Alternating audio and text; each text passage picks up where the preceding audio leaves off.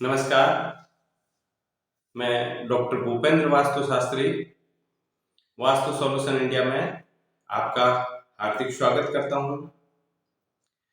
अगर आप मेरे YouTube channel vastu solution India पर नए हैं, तो आपसे गुजारिश करूंगा कि मेरे चैनल को सब्सक्राइब करें और वीडियो को, अगर आपको वीडियो अच्छा लगता है तो शेयर करें।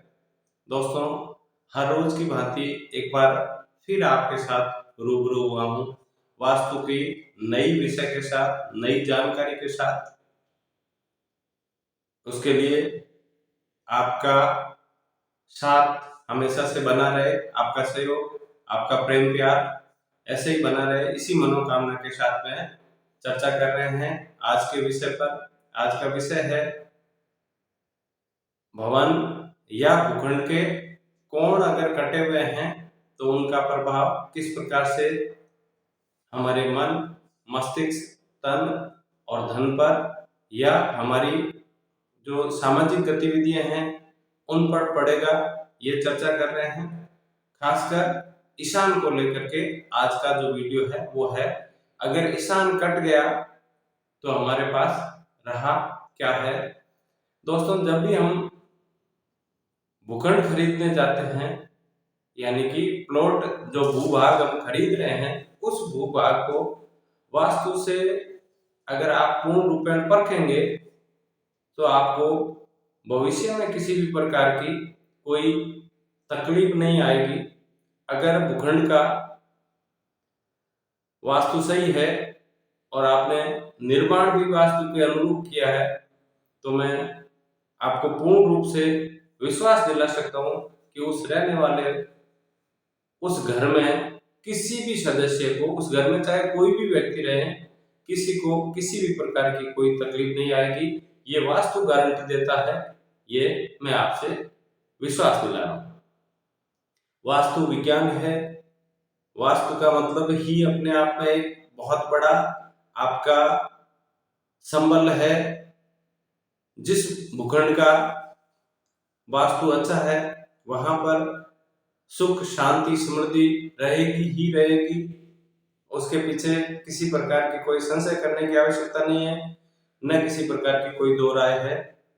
तो वास्तु में सबसे ज्यादा जो महत्व दिया गया है वो दिशाओं को भी छोड़ करके कोण को महत्व दिया गया है।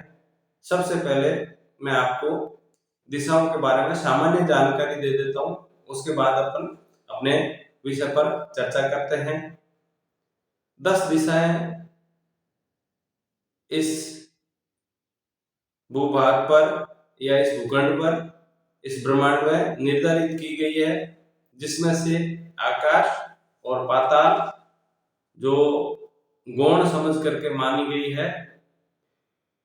4 जो मुख्य दिशाएं हैं वो है उत्तर दिशा, पूर्व दिशा, दक्षिण दिशा और पश्चिम दिशा।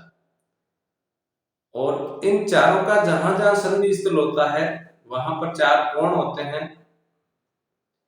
उत्तर और पूर्व का जो संधि स्थल है उस कोण का नाम ईशान कोण है। पूर्व और दक्षिण का जो संधि स्थल है उस कोण का नाम आग्नेय कोण है। दक्षिण और पश्चिम की जो संधि स्थल है उस कोण का नाम नैऋत्य कोण है। और पश्चिम व उत्तर का जो संधि स्थल है उसको वायव्य कोण कहते हैं।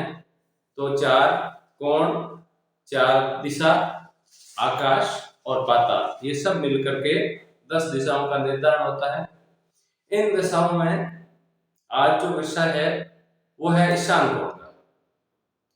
दोस्तों, हमारे धन का, हमारे शरीर के, जिसको अपन तन कहते हैं, तन का और हमारे बीमारियों का जो बचाव है वो ईशान करता है। हमारे धन का बचाव ईशान करता है, बीमारियों से हमें ईशान बचाता है, और अन्य किसी भी प्रकार की जो आपदाएं होती है उनसे भी ईशान बचाता है। यानी कि ईशान वास्तु पुरुष का मुख कहलाता है। ब्रह्मांड के स्वामी शिव को वह जगह, यानी कि ईशान में शिव का वास है, और ग्रहों में देव, गुरु, बृहस्पति के अधीन ये दिशा मानी गई है।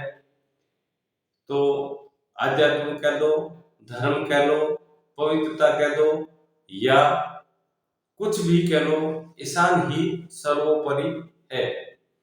भूखंड खरीदने से पहले सबसे पहले आप भूखंड की दिशाओं का निर्धारण करें। उसके लिए कंपास सबसे उचित माध्यम है। आप भूखंड के मध्य भाग में खड़े हो जाएं, ब्रह्म भाग में, सेंटर पॉइंट जिसको कहते हैं, वहां पर कंपास लीजिएगा। कंपास से आप देखिएगा कि आपका भवन किस दिशा में और किन अंशों पर खुल रहा है। उसके बाद भवन का जो ईशान कोण है, उस ईशान कोण की स्थिति देखने के बाद ही आप अपने भवन का या अपने भूखंड का क्रय करें। अगर किसी भी प्रकार से ईशान कटा हुआ है, मेरी बात को विशेष रूप से ध्यान देना, अगर किसी भी प्रकार से ईशान कटा हुआ है तो धन आगमन में बाधाएं होगी ही होगी, यह तय है। फिर आप लाख रेमेडीज करें, लाख वास्तुशास्त्रियों के चक्कर काटें, नाना प्रकार के उपाय लें, उनसे बढ़िया है कि आप अपने भूखंड का ईशान कटा हुआ है तो उस भूखंड को परित्याग कर दें। निर्माण से पहले अगर वास्तु की सावधानी रखेंगे तो वास्तु का बहुत अच्छा योगदान हमारे जीवन में रहेगा। सिर्फ और सिर्फ आपको अपने भूखंड का ईशान देखना है। इसके साथ ही अगर ईशान में बहुत ऊंची पहाड़ी है या ईशान ऊंचा है और पूरा भूभाग का जल या ढलान नैऋत्य से बाहर निकल रहा है, तो ऐसे भूखंड को छोड़ने में सबसे बड़ी भलाई होती है। और ये भलाई आपको आपके जीवन में आगे तक काम आएगी।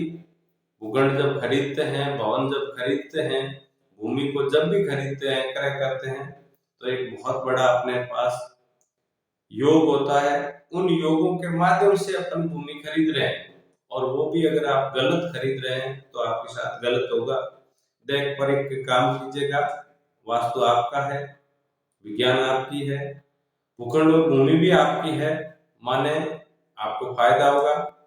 मेरा आपसे पुनः एक ही आग्रह है, वीडियो अच्छा लगता है तो शेयर करें और अपनी उपस्थिति कमेंट्स में जय माता दी के रूप में अवश्य करें। जय माता दी। कल फिर मिलूंगा इसी मनोकामना के साथ में। एक बार आपसे धन्यवाद।